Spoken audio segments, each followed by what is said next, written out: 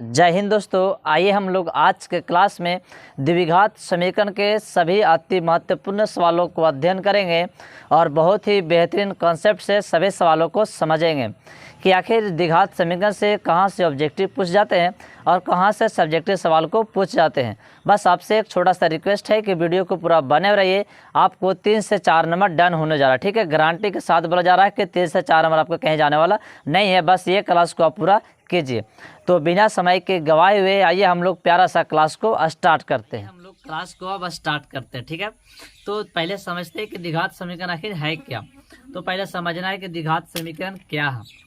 तो आप बहुपद को जिस तरीके से पढ़ के आएंगे सेम वही द्विघात समीकरण, बस फर्क इतना ये इसमें है कि बहुपद में प्रकार हुआ था एक घातीय बहुपद, द्विघातीय बहुपद, त्रिघातीय बहुपद। इसमें कोई प्रकार नहीं, ठीक है। जिस तरीके से बहुपद को पहचानने के लिए सीखे हैं सेम वही सब कुछ वही द्विघात समीकरण, बस इसमें 2 शर्त है। उसमें शर्त यह था कि बहुपद हो जाता तो उसकी कुछ लिमिट नहीं था। एक घातीय भी, द्विघातीय भी, शून्य घातीय बहुपद भी हो जाता, त्रिघातीय बहुपद भी हो जाता था। लेकिन इसमें बोल के गया है कि बिना 2 घातीय का द्विघात समीकरण नहीं होगा। यहाँ लिखे हैं कि द्विघात समीकरण में जब भी होगा तो उसका घात कैसा होगा, 2 होगा। मतलब द्विघात समीकरण जब होगा जब उसका घात हमेशा कितना होगा, 2। अगर एक घात हो जा रहा है तो द्विघात समीकरण नहीं कहलाएगा, क्योंकि हेडिंग है द्विघात, यानी कि उसका घात कितना होने वाला, 2। ये बात से तो कंफर्म हुए कि इसमें कोई प्रकार और टाइप्स नहीं होगा, एक घातीय, द्विघातीय, त्रिघातीय नहीं होगा, कोई दिक्कत। चलिए, इसमें जब भी होगा सर सब क्या होगा, द्विघात समीकरण, ठीक है, कोई दिक्कत नहीं।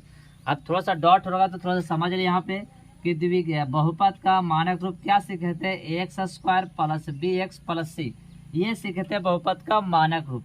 ये बहुपद का मानक रूप में बराबर में शून्य नहीं होता था, ये सिंपल बहुपद कहलाता था, ठीक है। सिर्फ एक्स लिख देंगे ये भी बहुपद कहलाएगा, -4 लिख देंगे ये भी बहुपद कहलाता था, 8/3 ये सभी बहुपद कहलाता था, एक्स स्क्वायर लिख दिए ये भी बहुपद कहलाता था, क्यू लिख दिए ये भी बहुपद कहलाता था। मतलब इसमें बहुपद हो जाता था। इसको एक घातीय बहुपद कहते थे, इसको शून्य घातीय, इसमें घात यानी का कोई चरमान इसमें नहीं, इसलिए क्या बोलते थे, शून्य घातीय बहुपद। इसको 2 घातीय बहुपद, इसको क्या बोलता है, त्रिघातीय। लेकिन द्विघात समीकरण में ये सब नहीं है। द्विघात समीकरण में जब भी मिलने वाला आपका है तो आपका कैसा बहुपद मिलने वाला, द्विघातीय। तो चरमान चाहे कुछ भी हो, एक्स हो, वाई हो, जेड हो, ए हो, बी हो, कुछ भी हो, तो सब जो मिलने वाला सबके सब क्या मिलने वाला, द्विघातीय। इसलिए यहाँ लिख दिए कि द्विघात समीकरण में घात हमेशा कितना होगा, 2। अगर 2 होगा तब द्विघात समीकरण होगा, अगर 2 नहीं होगा तो द्विघात समीकरण नहीं होगा। यहाँ से एक बात सीखे होंगे, ठीक है।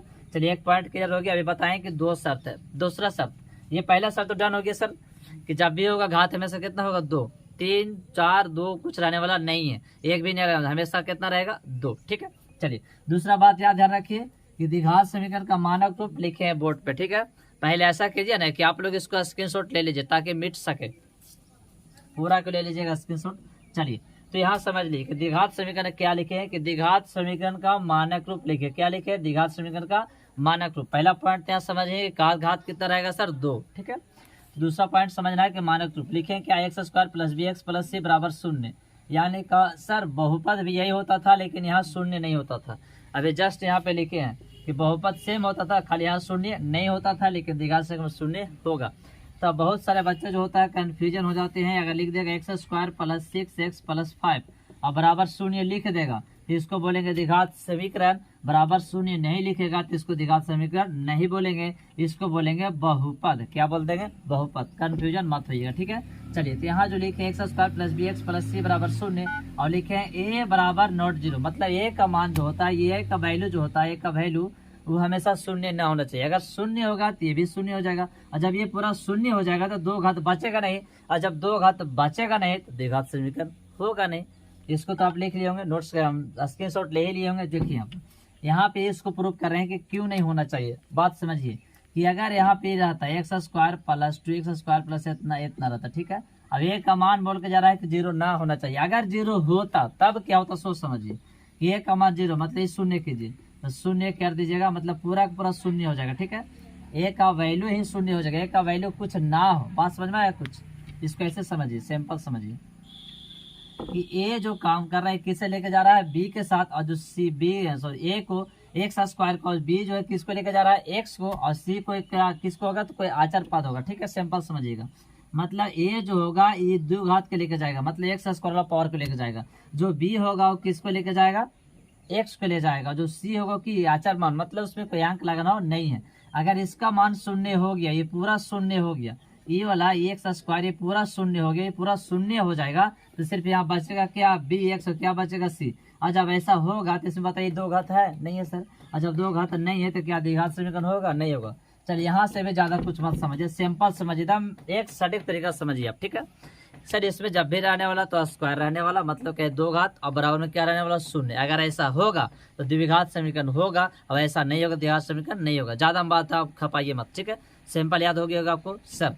इसमें जो भी रहने वाला द्विघात रहने वाला, मतलब पावर स्क्वायर रहने वाला, ठीक है, दो घात, पहला बात। दूसरा बात कि बराबर में शून्य रहेगा, ये दोनों अगर सहमत है तो द्विघात समीकरण होगा, द्विघात समीकरण नहीं होगा, ठीक है। अगर ये तब सबका आपको पता है कि पावर अगर माइनस में होगा तो नहीं बहुपद है, नहीं द्विघात समीकरण, ये सब तो होगा ही नहीं। जिस तरीके से बहुपद पहचाने है ना, सेम उसी तरीका से द्विघात समीकरण, ज्यादा सस्पेंस होने का जरूरत नहीं है। पावर क्या होगा सर, 2 होगा, बराबर में क्या होगा सर, शून्य होगा, बस और कुछ नहीं, इसमें ज्यादा कुछ समझना नहीं है, ठीक है, कोई दिक्कत। चलिए तो यहाँ से आप पहचान लीजिएगा कि द्विघात समीकरण इसमें से कौन है और कौन नहीं है। फिर समझा दिए तो इसको पहचान ही देते। अब स्क्रीनशॉट आप ले ही लिए होंगे, इसको नोट्स कर लीजिएगा, ताकि एग्जाम में बहुत बार पूछता है कि निम्नलिखित में पहचाने की कौन द्विघात समीकरण है या कौन द्विघात समीकरण नहीं है, ठीक है। भूल गए इसलिए फिर से एक बार और रिपीट कर देते हैं। ध्यान रखिए सर, जिस तरीके से बहुपद सीखे हैं सेम उसी तरीका से द्विघात समीकरण, ठीक है। पावर वही होना चाहिए, पूरे संख्या सब कुछ वही होना चाहिए, बस इसमें अंतर यही है सर कि द्विघात होना चाहिए, बराबर में क्या होना चाहिए, शून्य होना चाहिए। किन्हीं लोग के सवाल आ रहा होगा सर कि बहुपद हम नहीं सीखे हैं, तो उसका भी लिंक जो होगा इस वीडियो का डिस्क्रिप्शन में मिल जाएगा, वहां से जाके बहुपद को भी समझ सकते हैं, ठीक है। तो इसको हम लोग पहले पहचानते हैं कि द्विघात समीकरण है। तो पहला मेरा सवाल क्या लिखा हुआ, x प्लस 4 बराबर शून्य, इसमें द्विघात समीकरण बोल रहा है। अभी जस्ट बताएं कि पावर उसका 2 होना चाहिए, ठीक है। इसमें देखिए पावर 2 है नहीं है, ये द्विघात समीकरण है पहला वाला नहीं है, इसको बोले द्विघात समीकरण नहीं है। हम काट दे रहे हैं, कटअप कर दे रहे हैं, आप हाँ या ना लिख लीजिएगा इसको नोट्स करने के बाद, ठीक है। चलिए दूसरा सवाल को समझिए। दूसरा सवाल क्या बोले कि पावर 2 होना चाहिए। देखिए 2 पावर है, बराबर शून्य भी है, द्विघात समीकरण है, इसको बोलेंगे द्विघात समीकरण होगा, ठीक है। चलिए 3 आइए, 3 समझिए। इसको तो ऐसे पहचान नहीं सकते सर, इसको पहले हल कर लेते हैं, ठीक है। तो हल करने के लिए सिंपल तरीका लिखा हुआ क्या है, एकदम सिंपल समझते जाइए। एक्स स्क्वायर बराबर 1/x बराबर 2, इसको नीचे 1 मानिए तो यहाँ सेल्सियम लीजिएगा तो कितना हो जाएगा x।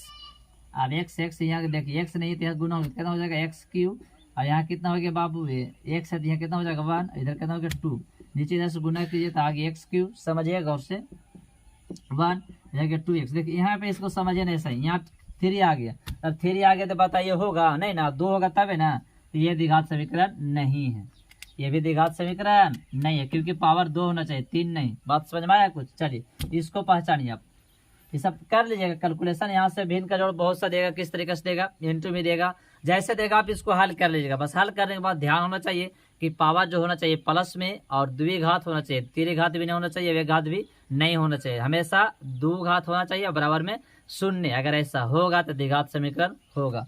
इसको हल कर लीजिए, क्या है सर, तो इसको a प्लस बी पे तोड़ दीजिए, स्क्वायर इसलिए a प्लस बी पे टूटेगा, क्यू रहता तो a प्लस बी के होल क्यू पे टूटता, ठीक है। तो इसको तोड़ लीजिए, फॉर्मूला होता है a का स्क्वायर तो हम लोग बोलेंगे एक्स स्क्वायर, बी स्क्वायर तो हम लोग बोलेंगे एक का स्क्वायर, 2ab तो 2 के 2, a का मान x और b का मान 1, और बराबर में कितना लिखा हुआ ये 2, इधर गुना करिए 2 में x और 2x और -3, यहाँ से कैलकुलेशन कर दिए एक्स स्क्वायर प्लस 1, इधर से गुना करिए कितना हो जाएगा बाबू 2x, यहाँ से गुना करिए कितना हो जाएगा ये सॉरी एक्स स्क्वायर, ये 1 का 1, इधर से गुना कीजिएगा 2x, यहाँ से आप 2x और -3, ठीक है। तो x को 2 जगह कर दीजिए, ये x प्लस में इधर आएगा माइनस में, ये दोनों विदा हो जाएगा, यानी का बचेगा, तो जो बचेगा तो कुछ अमाउंट बराबर में बचेगा, तो ये द्विघात समीकरण है, ये द्विघात समीकरण है। अब बोलिएगा सर हमको नहीं समझ में आया, कोई बात नहीं, इधर फिर से हम बना देते हैं इसको, एक्स स्क्वायर प्लस 1 और प्लस यहाँ हो जाएगा 2x, इधर हो जाएगा कितना आपका 2x -3, यहाँ से जहाँ तो आप एक जगह कर लीजिए, एक्स स्क्वायर 1 का 1, अब ये 2 दोनों एक जगह कर लीजिए x वाला, तो 2x इधर आएगा माइनस हो जाएगा, और ये -3 को भी इधर लेके चलाइए, इधर लेके चलाइए तो क्या हो जाएगा प्लस में, अब बराबर क्या बच जाएगा 0, ठीक है। एक्स स्क्वायर और देखिए 1 और यहाँ 3 तो कितना हो जाएगा 1 3 कितना हो जाएगा 4, और ये इसको विदा कर दीजिए, इधर बचेगा क्या 0। देखिए आ गया द्विघात समीकरण होगा। द्विघात समीकरण के लिए अभी तुरंत बताए थे पावर में स्क्वायर होना बराबर में 0, ये सहमत है सर, इसलिए द्विघात समीकरण है। आप हल कर लीजिएगा, ठीक है। ऐसा सवाल देता है, क्यू भी दे सकता है, स्क्वायर भी दे सकता है, आप डन कर लीजिएगा, ठीक है। चलिए इसको देख लीजिए, इसको क्या होगा सो, अगर लगता होगा सर कि नहीं कर पा रहे हैं तो स्क्रीनशॉट लेके लिख लीजिएगा, ठीक है, वीडियो को रोक के। इसको हल कर लीजिए, यहाँ से x बटा 1/x बराबर 1 है, यहाँ से नीचे 1 मानिए इसको, तो x हो गया, इधर क्या होगी x स्क्वायर बटा 1, इधर 1, ठीक है। इधर से आप गुना कीजिए, x स्क्वायर प्लस 1, इधर x, देखिए यहाँ भी आ ही जाएगा, x square minus x plus 1 बराबर 0, ये आ गया द्विघात समीकरण का रूप आ गया, इसको बोलेंगे भी द्विघात समीकरण है। कोई डाउट यहाँ तक नहीं है। तो यहाँ से अब हम लोग समझे कि द्विघात समीकरण है कौन नहीं है, इसको पहचान भी लिए। शायद 1 और 2 मतलब 1 और 3 द्विघात समीकरण नहीं था, 2 था और 4 था, 5 था, मतलब 3 को इसमें से द्विघात समीकरण था, 2 को द्विघात समीकरण नहीं था, क्योंकि उसमें कुछ अलग है, एक में 1 घात था, एक में 3 घात आ गया, तो द्विघात समीकरण होगा नहीं। तो आप इसको पहचान लीजिएगा, नोट्स करके लिख लीजिएगा। बहुत बार पूछता है कि निम्नलिखित में सब पहचाने के कौन द्विघात समीकरण है, कौन द्विघात समीकरण नहीं है। मेरा जो समय चल जाता है इससे मत समझिएगा सर का वीडियो जो रहता है काफ़ी लंबा, मेरा सिद्धांत रहता है ये कि आप लोग को समझाने के पीछे, इसलिए हम छोटा छोटा पॉइंट को बता के जाते ताकि एक भी पॉइंट आपसे छूटे नहीं और पूरा के पूरा समझ में आए, ठीक है। अगर लगता सर कि स्पीड मेरा पढ़ाई देखना है तो ऑफलाइन में आप एंट्री लीजिए, आपको पता चलेगा कि मेरा स्पीड कैसा है, ठीक है।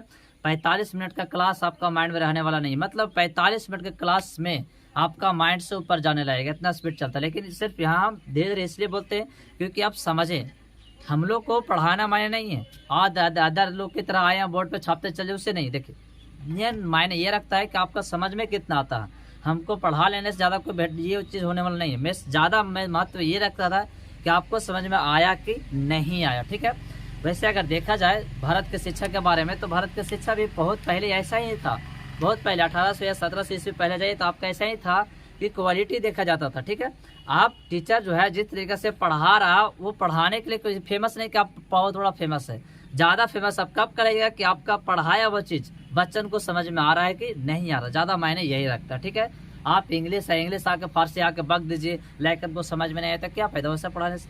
हम आए सवाल को बताते चल रहे, लेकिन को समझ में नहीं आया, बच्चे लोग को समझ में नहीं आया तो क्या फ़ायदा वैसे। मेरा सिर्फ धीरे पढ़ाने का मकसद यही है कि आप लोग को समझाने का प्रयास करते, ठीक है। आप लोग को समझ जाएगा तो हमको ऐसा महसूस होगा कि मेरा पढ़ाया वो सक्सेस हो गया। अगर आप एक वर्ड भी अगर हमसे पूछ रहे हैं तो हमको दुखद पहुंचता है कि हम में ऐसा कुछ कमी है जो आपको समझा नहीं पा रहे, ठीक है। तो बहुत सा कुछ ऐसा वर्ड होता है जिससे आप लोग को सामने हम लेके आते हैं ताकि समझाने का प्रयास करते हैं। अगर तरह तरह के वर्ड ना बोले तो आपको समझ में भी नहीं आएगा। बहुत सुकून मिलता है जब मेरा पढ़ाया हुआ आप लोग को समझ में आता है, अगर नहीं आए ना तो बहुत दुखद पहुंचता है। आपको अपने आप महसूस लगता है कि हम ही कुछ ऐसा कमी कर रहे हैं या फिर मेरा हमसे ही कुछ ऐसा कमी हो रहा है जो आपको समझ में ना आ रहा होगा। तो हम लोग सब सर का ऐसा ही रहता है, लेकिन कुछ लोग बच्चन भी थोड़ा सा काफ़ी शरारती और बदमाश होते हैं, तो क्लास को करने के बाद इधर ध्यान वो ध्यान, जिस तरीके से अभी हम वीडियो के सामने आप लोग के सामने बोल के जा रहे हैं, आप लोग देखिएगा भी इसको। तो देखने के बाद जिस तरीके से इधर देखना, उधर 2 मिनट ध्यान भटका देना, उधर 2 मिनट ध्यान भटका देना, तो इससे समझ में आने वाला नहीं है, ठीक है। आप कोई मूवी को पूरा ध्यान से देखते हैं, ठीक उसी तरीका से ये क्लास को भी पूरा देखिए, आपको समझ में आने वाला नहीं है। चलिए एक छोटा सा एग्जाम्पल आपको सामने रखते हैं, ठीक है। आप कोई मूवी या कोई सीरियल या कुछ भी आप देखिए तो वो मूवी वो सीरियल आपको माइंड में सेव हो जाता है, ठीक है। वही मूवी वही सीरियल जो आप आज देखे हैं, वही आपको 2 महीना बाद या 3 महीना बाद या 1 साल महीना बाद वो मूवी को दिखाया जाए तो आप खुद से बता सकते हैं कि यहाँ पे ये होता, यहाँ पे हीरोइन हीरो से मिलता, यहाँ पे मार होता, आप बता दीजिएगा। तो आप खुद से समझिए कि 2 साल बाद भी आपका फिल्म याद है क्या। हम फिल्म के तरह ही तो आप लोग को पढ़ा के जा रहे हैं ना मोबाइल में, ये क्यों नहीं याद रहता। तो रीजन यही है सर कि आपका ध्यान पूरा मोबाइल पे नहीं है, आप क्लास में जब आते हैं तो आपका ध्यान पूरा क्लास पे नहीं है, ये दोनों रीजन है, ठीक है। चलिए तो इसको हम लोग समझते हैं और बाकी छोटा छोटा मोटिवेशन भी हम समझते रहेंगे। तो दूसरा पॉइंट यहाँ पे क्या मेरा है कि द्विघात समीकरण का मानक रूप तो हम देख लिए, सब सारा कुछ कर लिए, ठीक है। इसका स्क्रीनशॉट लेके आप ले लिए होंगे, चलिए ठीक है। तो इसको मिटाते हैं। अब दूसरा पॉइंट क्या बच गया है, द्विघात समीकरण। तो इसको भी आप समझिएगा अच्छा ढंग से कि शून्यक है। तो शून्य को 2 विधि समझना था, एक समझना था गुणनखंड विधि से, एक समझना था सूत्र विधि से। तो इसको भी हम लेके आते हैं गुणनखंड विधि से और सूत्र विधि से, दोनों को सवाल को अध्ययन करते हैं अच्छा से, ठीक है। तो चलिए हम सवाल को लेके आते हैं इसको गुणनखंड विधि से और सूत्र विधि से। आइए अब हम लोग शून्य को सवाल को लेके आए हैं बोर्ड पे, ठीक है। तो पहले इसको आप स्क्रीनशॉट ले लीजिए ताकि हम इसको मिटा पाए। चलिए तो इसका स्क्रीनशॉट लेके आप बनाता जाएंगे, आप लिखते जाएंगे, ठीक है। तो पहले हम लिखे हैं क्या कि शून्य को तो हम जाने ही जस्ट बताएं कि 2 विधि से सीखेंगे और वो बहुपद में भी हम लोग दो विधि सीखे थे, गुणनखंड विधि से और सूत्र विधि से, ठीक है। तो इसमें कभी कभी एग्जाम में देता है कि द्विघात सूत्र से शून्य ज्ञात करें, तो हम दोनों विधि सीखेंगे। या फिर यह भी देता है गुणनखंड विधि से शून्य ज्ञात करें। तो एग्जाम में जैसा पूछेगा वैसा बनाइएगा, ठीक है। बोलेगा शून्य सूत्र विधि से तो आप सूत्र को लगा हल कीजिएगा, बोलेगा गुणनखंड विधि से तो आप गुणनखंड को लगा के हल कीजिएगा, ठीक है। तो पहले इसको समझ लिए, कन्फ्यूजन ना हो। कभी कभी एग्जाम में देता है कि मूल ज्ञात करें तो चुपचाप सब शून्यक निकाल दीजिएगा, या समुच्चय बोले तो भी क्या निकाल दीजिएगा, शून्यक। तो बोले मूल समुच्चय शून्यक तीनों सूत्र से या गुणनखंड विधि से, मतलब इसको क्या समझे, सूत्र से गुणनखंड विधि से मतलब क्या, ये शून्यक ही है, ये शून्यक ही है। शून्यक को ही कभी मूल बोल देगा, कभी समुच्चय बोल देगा। आप कन्फ्यूजन ना होगा एग्जाम में। एग्जाम में बैठे रहेगा तो ऑब्जेक्टिव में देगा कि इसका मूल्य होगा निम्नलिखित में से, तो आप हल कीजिएगा। हल करने के बाद जो आपका ऑप्शन मिलेगा आप टिक आउट कर दीजिएगा, ठीक है। तो कैसा होगा, जिस तरीके से अभी हम बोर्ड पे ये सवाल लिखे हैं, ये सवाल को दोनों विधि से हम बनाने वाले हैं, गुणनखंड विधि को भी और सूत्र विधि से, ये दोनों विधि से इसको सुनिए हम निकालेंगे, ठीक है। तो एग्जाम में आप कन्फ्यूजन मत होइएगा, आपका दे देगा एग्जाम में। देखिए ऐसे सिंपल समझिए, एग्जाम्पल में दे देगा x² + 7x + 10 - 7x + 10 के मूल्य होंगे, क्या बोल देगा, मूल्य होंगे।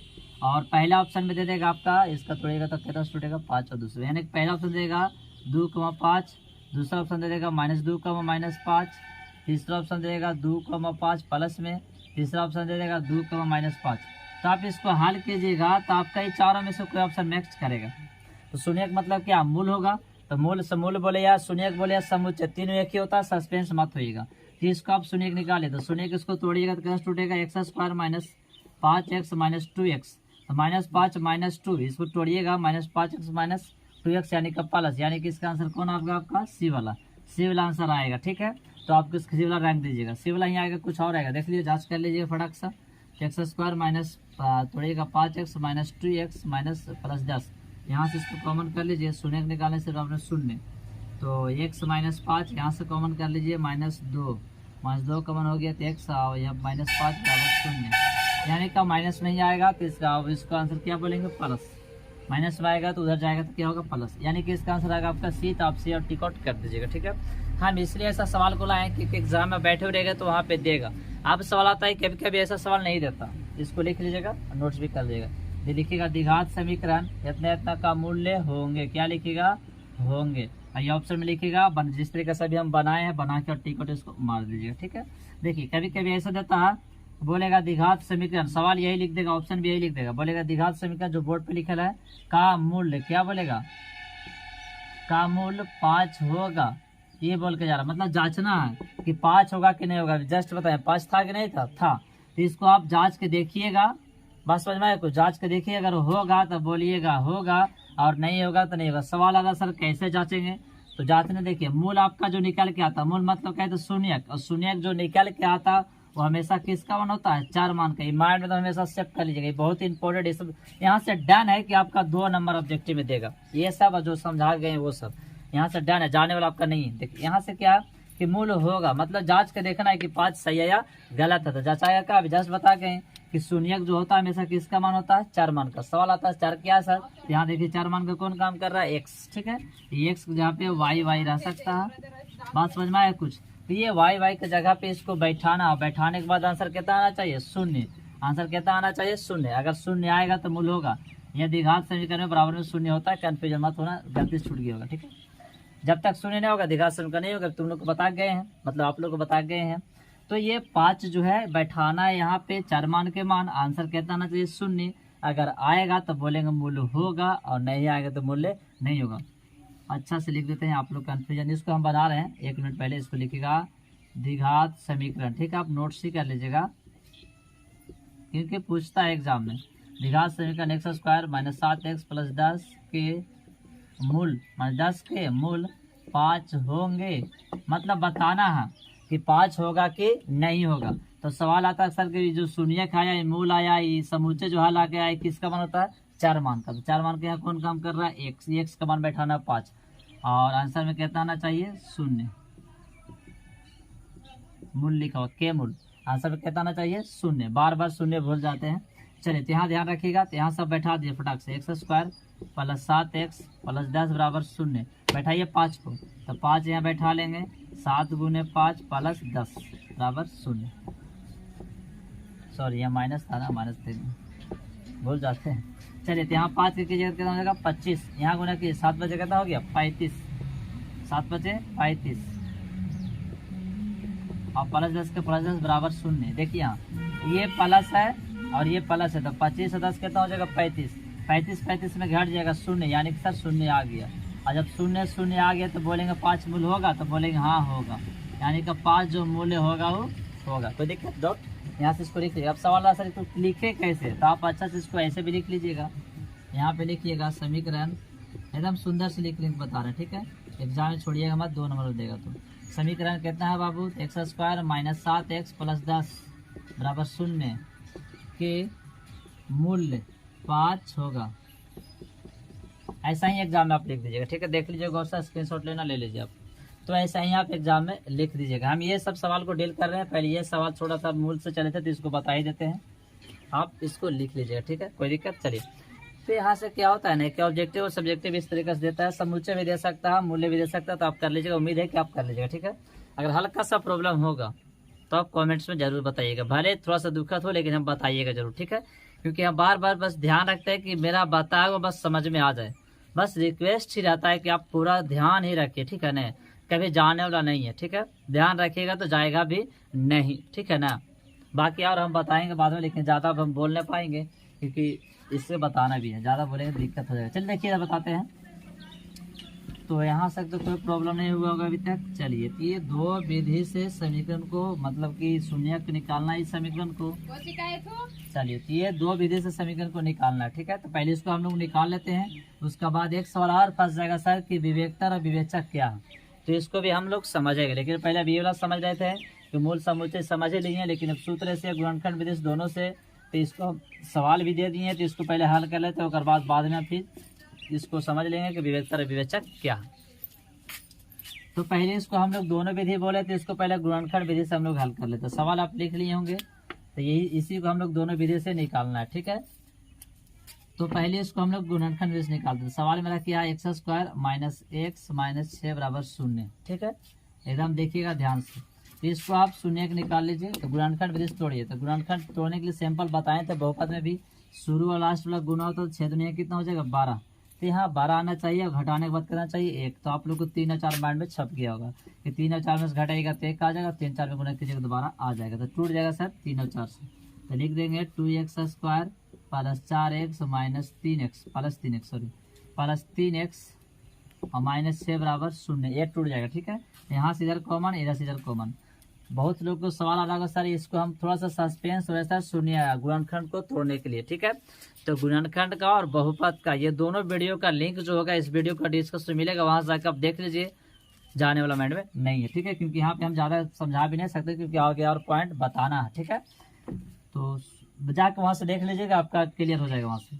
चलिए तो यहाँ से इसको आप कॉमन कर लीजिए, तो आप 2x को यहाँ से कॉमन कर लीजिए, 2 कॉमन हो गया, 1x कॉमन हो गया, सिर्फ यहाँ कितना बचा x, यहाँ से 2 भी कॉमन तो बच गया 2, x सिंगल था कॉमन हो गया, कुछ नहीं बचा। यहाँ से सिर्फ कॉमन होने वाला क्या है, तो 3 कॉमन होने वाला, x यहाँ से 3 कॉमन, तो 2 सब बच के बराबर 0। हमेशा निकालिएगा, देखिएगा ये दोनों आपस में कैसा आएगा, बराबर आएगा, ठीक है। और 2x + 3 यानी कि ये जो बचा सो लिख दीजिए, और जो बराबर है सो लिख दीजिए बराबर 0।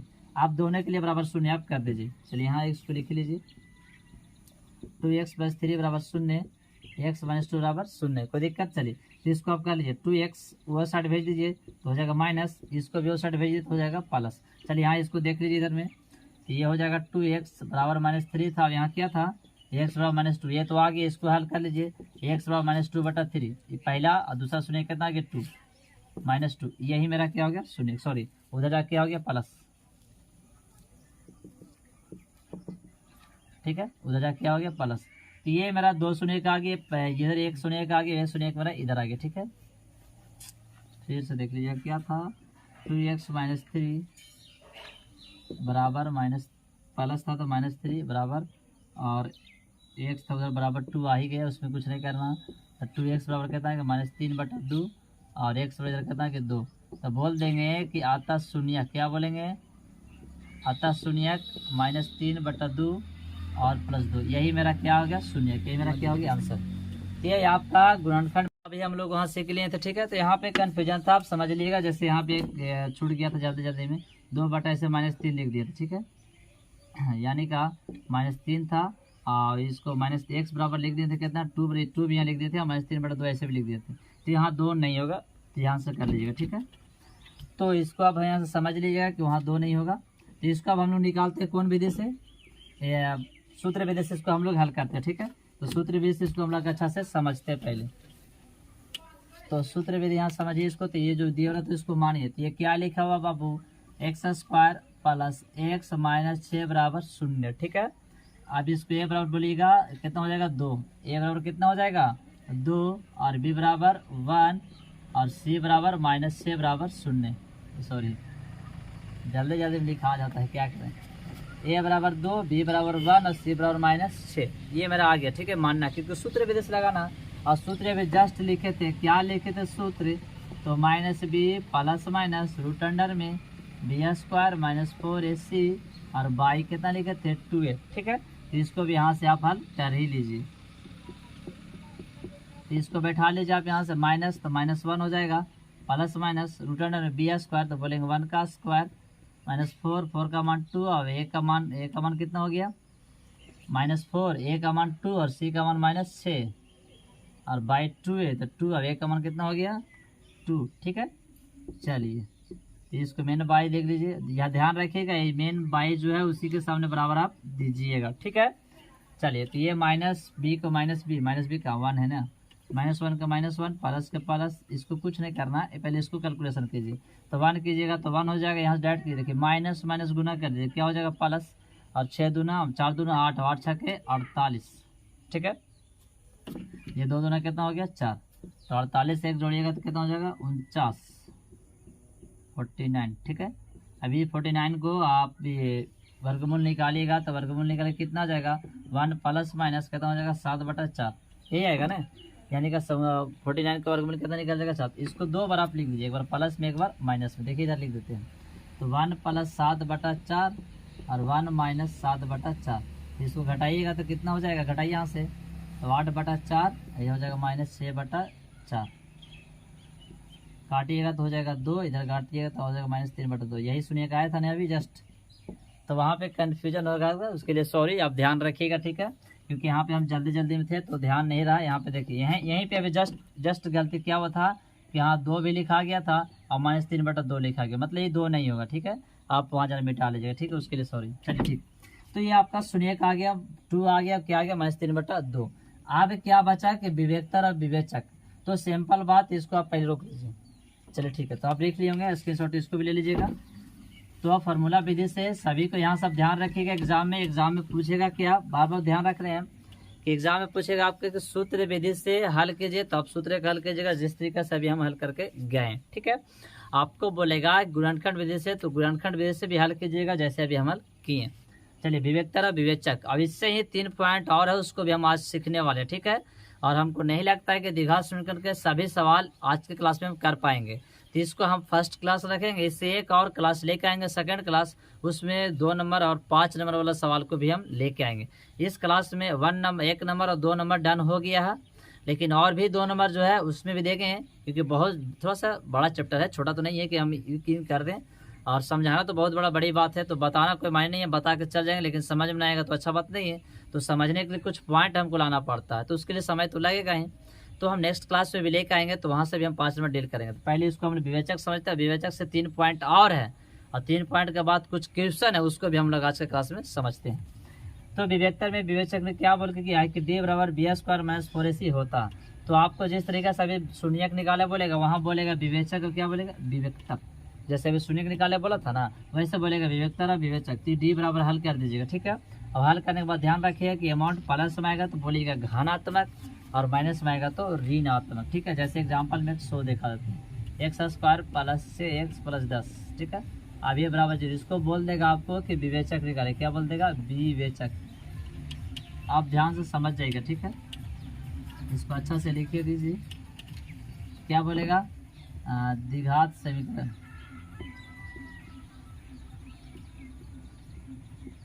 द्विघात समीकरण x² + 6x + 10 बराबर 0 के विवेचक, क्या बोल के जा रहा विवेचक निकाले, क्या बोला विवेचक। तो इसको आप हल कर दीजिएगा, ए बराबर बोलिएगा यहाँ से 1 और बी बराबर 6 और सी बराबर 10, यहाँ तो कर लीजिएगा। और विवेचक फॉर्मूला जस्ट लिखे हैं, देख लीजिएगा स्क्रीन शॉट लेके। तो बी स्क्वायर माइनस 4 डी बराबर क्या हो जाता है, बी स्क्वायर माइनस 4 ए सी। इस पर बैठा के आप इसको हल कीजिएगा। चलिए हल ही कर देते हैं। तो बी का मान कितना हो गया 6 का स्क्वायर कर दीजिए, ठीक है, माइनस 4। ए का मान कितना हो गया आपका 1 और सी का मान कितना हो गया आपका 10। तो 6 कितना हो गया आपका वर्ग कीजिएगा तो 36 और यहाँ से गुना कीजिए कितना हो जाएगा 40, 1 में कीजिएगा 10 40, यानी कि इसका आंसर कितना आएगा -4। तो -4 है तो इसको हम लोग बोलेंगे विवेकता जो भी कहलाएगा ये क्या कहलाएगा, तो ऋणात्मक कहलाएगा। क्या कहलाएगा, ऋणात्मक। आप यहाँ लिख दीजिएगा द्विघात समीकरण, यहाँ पे लिखा हुआ आप पढ़ लीजिएगा, ठीक है, यहाँ पे लिखा हुआ ये पॉइंट, ठीक है। द्विघात समीकरण क्या होगा, ऋणात्मक। कोई दिक्कत, चलिए। तो ये जो तुम्हारा विवेचक था, ये विवेचक हो गया। विवेचक में कुछ ज़्यादा ध्यान नहीं समझा। ये विवेचक को 3 विधि से प्राकृतिक अध्ययन से देखा जाता, ठीक है। मतलब विवेचक को ही हम लोग प्राकृतिक रूप में अगर देखेंगे तो 3 विधि से। पहला कि 0 से बड़ा होने का संभावना रहेगा, वो भी क्या होगा सब बताने वाले भी जस्ट। दूसरा कि 0 के बराबर होने वाला, उसको भी बताने वाला क्या होगा। तीसरा कि 0 से छोटा, जैसे अभी बोर्ड पे आया -4 यानी कि 0 से क्या हो गया, छोटा हो गया। तीनों रूप से जो होता है वो क्या कहलाता, वो भी दिखाने वाले हैं, और जो होगा वो भी दिखाने वाले भी जस्ट, ठीक है। तो आइए उसको भी हम लोग बोर्ड पे लेके आते हैं। तो अब हम लोग प्रश्न को भी लेके आए हैं, तो ये प्रश्नों को हम लोग डील करेंगे, ठीक है। यानी कि मूल से जो 3 प्रकार का भी जस्ट बता गए थे कि एक 0 से बड़ा होगा, एक 0 के बराबर होगा और एक 0 से क्या होगा, छोटा होगा। तो उसको क्या कहेंगे उस बोर्ड पे लिखे हैं, और उससे भी 1-2 जो सवाल है वो दो सवाल को भी लेके आए हैं। और इसके बाद हम लोग नेक्स्ट क्लास यानी कि कल का क्लास में हम लोग सीखेंगे और इसको भी हम लोग खत्म करेंगे, क्योंकि ज़्यादा पॉइंट अब बचा नहीं है, 2 से 3 पॉइंट और भी है, तो उसको भी हम लोग लेके आएंगे, तो समय काफ़ी ज़्यादा लगेगा इसके कारण, ठीक है। तो ये मूलों के प्राकृतिक था। तो प्राकृतिक का भी बताएं कि मूल जो होगा 3 प्रकार से, बराबर आएगा 0 के, 0 से बड़ा आएगा, 0 से छोटा आएगा। तो बी स्क्वायर माइनस 4ac अगर 0 आ गया, हल करने पर क्या आ गया 0, तो उसको बोलेंगे मूल वास्तविक या मूल बराबर, ठीक है। या हल करने पर 0 से बड़ा यानी कि 5 6 यानी कि प्लस में, मोट की में प्लस में 5 6 7 8 कुछ भी आएगा लेकिन प्लस में आएगा, उसको बोलेंगे 0 से बड़ा। तो 0 से बड़ा आएगा तो बोलेंगे मूल वास्तविक और असमान, ये बात ध्यान रखिएगा। 0 से बड़ा है उसको क्या बोलेंगे, मूल वास्तविक और असमान। 0 से बड़ा यानी कि 25 26 12 13 यानी कि प्लस में अमाउंट आएगा। चलिए बी स्क्वायर माइनस 4ac 0 से छोटा है, 0 से कैसा है, छोटा, 0 से कैसा है, छोटा। तो 0 से छोटा आएगा तो उसको हम लोग बोलेंगे कि मूल वास्तविक नहीं होगा। 0 से कैसा आएगा, छोटा आएगा, तो उसको बोलेंगे मूल वास्तविक नहीं होगा। 0 से छोटा मतलब क्या है, तो माइनस में अमाउंट, -2 -5 इस तरीके से, ठीक है। तो अभी तो समझ गए होंगे कि हल करने के बाद देखना है कि अगर 0 आ गया तो बोलेंगे मूल वास्तविक का बराबर, 0 से बड़ा यानी कि 8 9 इस तरीके से प्लस में अमाउंट, उसको बोलेंगे वास्तविक और असमान। 0 से छोटा यानी कि -2 -8 इस तरीके से आएगा तो उसको बोलेंगे मूल वास्तविक नहीं। ये तीनों आप समझ लीजिए, ठीक है। अब वही उसी आधारित पे एक प्रश्न है, उसको भी हम लोग देखते हैं। प्रश्न हेडिंग में क्या लगा हुआ, निम्नलिखित द्विघात समीकरण के मूलों की प्राकृतिक बताए, यानी कि प्राकृतिक बताना। ये 4 सवाल है, ये 4 सवाल में से हम एक सवाल को बना देते हैं और बता देते हैं, और ये तीनों सवाल को आप खुद से बना लीजिएगा, ठीक है। तो पहले इसको आप स्क्रीनशॉट ले लीजिए ताकि मिट कहीं ना जाए, तो इसको आप बना लीजिएगा, ठीक है। एक जस्ट बता के जाते हैं अभी हमें। ये 4 सवाल है, 4 सवाल में कह रहा मूलों की प्राकृतिक मतलब क्या, ये चारों को हम लोग इस पे हल करेंगे। डी बराबर बी स्क्वायर माइनस 4ac पे हल करेंगे चारों सवाल को। हल करने पर देखना है कि तीनों में से कौन वाला आता है। अगर फर्स्ट आएगा तो बोलेंगे मूल वास्तविक और बराबर, अगर सेकेंड वाला आएगा तो बोलेंगे मूल वास्तविक और असमान, अगर थर्ड वाला आएगा तो बोलेंगे मूल वास्तविक नहीं होगा। आएगा मतलब समझ रहेंगे कि हल करने पर 0 आएगा तो पहला हो जाएगा, हल करने पर 0 से बड़ा 5 20 25 कुछ भी प्लस में, तो ये वाला लिख देंगे। हल करने पर छोटा आएगा माइनस में आएगा तो नीचे वाला लिख देंगे, ठीक है। तो देखते हैं क्या होता है। तो इसको यहाँ पे एक हम हल कर लेते हैं। क्या एक पहला सवाल है, तो पहला सवाल क्या लिखा हुआ, 2x square plus 3x plus 4 बराबर 0। इसको हल कर लीजिए। तो बोलिए यहाँ पे a बराबर 2 b बराबर 3 और c बराबर 4। कोई दिक्कत नहीं ना हो रहा। चलिए इसको आप d बराबर फट से लगा दीजिए, बी स्क्वायर माइनस 4ac लगा दीजिए। b का मान कितना हो गया 3, 4, a का मान कितना हो गया 2 और c का मान 4, ठीक है। चलिए तो b का 9 और ये कीजिए 4 2 8, एक ही बार कर दीजिए ना। 4 चौके 16, 16 दूना 32, ठीक है। तो 32 में से ना घटाइए कितना आएगा, तो माइनस में आएगा। तो आप खुद से कैलकुलेशन कर सकते थे। इसको घटाइए तो कितना हो गया, मतलब इसको 32 में से 9 घटाइए नहीं, ले ना यार, 32 में 9 घटाइए कितना हो गया 12, यानी कितना हो गया 9 3 12, यानी का 3 है तो कितना बच गया 2, यानी का 23। खुद से कर सकते हैं, घटाना है ढूंढना घटाना, ठीक है। -23 कितना आ गया। अब ये जो आया तो यहाँ देखिए इसको समझिए, ये प्लस में कि माइनस में, ये प्लस में है या माइनस में, माइनस में। 0 से बड़ा या 0 छोटा है, ये भी समझिए। तो माइनस में जस्ट बताएं कि अगर शून्य आएगा तो मूल वास्तविक होगा, अगर बड़ा आएगा तो मूल वास्तविक आसमान होगा, छोटा आएगा तो अब ये छोटा है कि बड़ा, तो माइनस में जितना अंक होता है ना वो सबके सब 0 से कैसा होता है, छोटा, और प्लस में जितना होता है सबके सब 0 से क्या होता है, बड़ा। अब 0 तो 0 ही होता है, क्या उसके बारे में कहें। तो ये लिख देंगे चूँकि b² -4 AC 0 से कैसा है, हल करने पर छोटा है। अब इसको हम हल किए d बराबर इसको हम हल किए हैं, तो b² -4 से 0 से कैसा आया, छोटा। और जब 0 से छोटा है तो इसको बोलेंगे चूँकि कि मूल कैसा होगा, मूल वास्तविक नहीं होगा।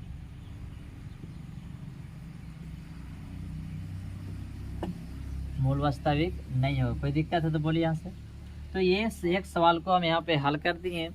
ये फर्स्ट सवाल, ये सेकेंड, थर्ड, सेकेंड, फोर्थ, यानी कि जो 3-4 सवाल लिखा हुआ, ये चारों सवाल को खुद से हल कर लिया, पहचान ले, ठीक है, कोई दिक्कत। चलिए तो यहाँ से अभी अब इसको लिख लीजिए ताकि मिटा पाए। चलिए स्क्रीनशॉट ले लीजिएगा, ठीक है। तो इसको भी हम यहाँ पे मिटाने के बाद और इसको भी हम लोग लिख देते हैं क्या है। तो इसमें से कोई भी एक सवाल को बना लेते हैं, तो यही थोड़ा हार्ड लग रहा होगा आप लोग को, तो इसी सवाल को हम लोग बना लेते हैं तो अच्छा रहेगा, बाकी ये सब खुद से कर लीजिएगा। तो इसको हम लोग बना लेते हैं। पहला सवाल क्या बोल रहा है कि x + 2 + 6 = 0। देखिए पहले समझ लीजिए, थोड़ा सा समझ लीजिए यहाँ क्या बोला है, ये तो समझ गए। दूसरा समझिए, कह रहा है k का किस मान के लिए मूल वास्तविक होंगे, यानी कि ये 3 प्रश्न जो लिखा हुआ, ये तीनों प्रश्न का मूल क्या बोला गया, वास्तविक। मूल वास्तविक कब होता है, b² -4 AC बराबर क्या b² -4 AC बराबर क्या, 0। b² -4 AC बराबर 0 होगा तो मूल कैसा होगा, वास्तविक होगा। तो ये जो तीनों प्रश्न लिखे, ये तीनों प्रश्न में मूल कैसा होना चाहिए, वास्तविक होना चाहिए, यानी कि बराबर में क्या होना चाहिए, 0 होना चाहिए, ठीक है। समझ गए होंगे। अगर वास्तविक ना बोलता असमान तो हम ये सूत्र लगाते, ठीक है। बोलता मूल वास्तविक नहीं होंगे तो हम ये लगाते, लेकिन बोला वास्तविक तो ये हम लगाएंगे फर्स्ट वाला, ठीक है।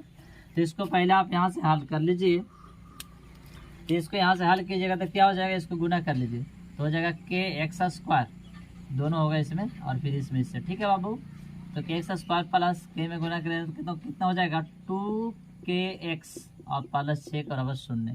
तो यहाँ सब पता कर सकते हैं कि a बराबर आपका हो जाएगा k, और b बराबर हो जाएगा आपका 2k, और c बराबर हो जाएगा आपका 6। कोई दिक्कत।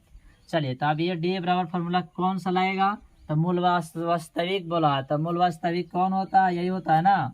तो फार्मूला लाएगा ये वाला, तो फटाक से लगा दीजिए, b² -4 AC बराबर क्या लिखेगा, 0, ठीक है। चूंकि रहेगा यहाँ पे तो आप फटाफट बैठा दीजिए, 2kx, b का मान ये है ना -4, a का मान k और c का मान 6 बराबर 0। तो इसका स्क्वायर कीजिएगा कितना हो जाएगा, 4kx² माइनस, यहाँ देखिए गुना कीजिए, तो ये प्लस में था, गुना कीजिए तो 9 6 चौक कितना हो गया, 24 के बराबर 0। वो साइड भेज दीजिए तो 4k² 24 को उधर भेजिएगा तो हो जाएगा प्लस में 1k से 1k खत्म, 4 से 6 से भी खत्म, तो k बराबर डायरेक्ट होगी कितना, 6 नहीं कटेगा, 6 चौक 24 और 1k से 1k खत्म, यानी कि k का मान कितना आ गया आपका, 6। कोई दिक्कत। चलिए तो इसी तरीका से आपका 2 सवाल और बोर्ड पे है, 2 सवाल, तो ये दोनों सवाल को आप खुद से कर लीजिएगा और बना लीजिएगा, ठीक है।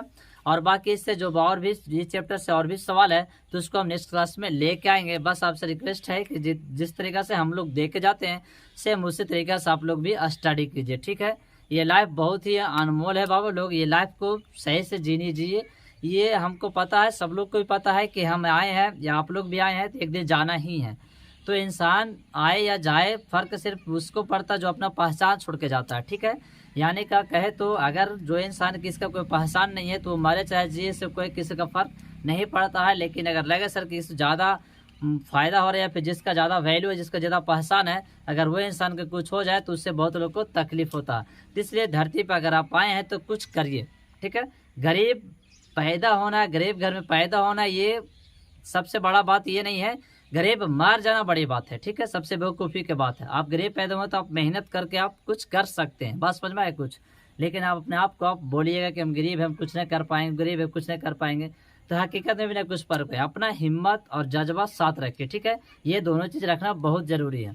कोई चीज़ को अंदर से इच्छा जागना बहुत मायने रखता है। हिम्मत मत तोड़िएगा कभी, ठीक है, हिम्मत तोड़िएगा नहीं तो बहुत आने वाला कल जो है आपके लिए दिक्कत होने वाला। मतलब कहने का मतलब ये करें कि हिम्मत बनाए रखना बहुत कहीं न कहीं ये पावरफुल जो होता है ना, वो कहीं न कहीं जो अनहोनी होने लगा तो उसको टाल देता है। मतलब कहे तो ऐसे कि अगर आपका हिम्मत है, अगर आप चाह रहे हैं कि हमको करना है तो फिक्स से होगा, उसके लिए आपको लिए समय देना पड़ेगा, ठीक है। अगर आप छोटा सा मतलब पहुँचे, यहाँ से समझिए कि आप 2 किलोमीटर की रास्ता तय करने वाले, ठीक है, आप वो 2 किलोमीटर रास्ता आपको जाना, सिंपल है कि पहुँचना वहाँ 2 किलोमीटर रास्ता तक। आप वो रास्ता तक कैसे भी तो आपका जाना है। आप पहला रास्ता में गड्ढा मिल जाए तो अभी इसका मतलब ये नहीं गाड़ी नहीं जाएगा तो हम गाड़ी घुमा ले। अब वो कंट्रोल करके कैसे न कैसे उसको क्रॉस करके हमको पहुंचना है, उसके लिए हमको चाहे समय लगे, पैदल ही कहीं ना जाना पड़े, ट्रेन से ही कहीं ना जाना पड़े, लेकिन हम जाएंगे, ठीक है। इसको और भी हम बात समझाएंगे, बस ध्यान रखिएगा, हिम्मत रखिए, ठीक है, और क्लास को पूरा कीजिए। और आज के क्लास के लिए जय हिंद।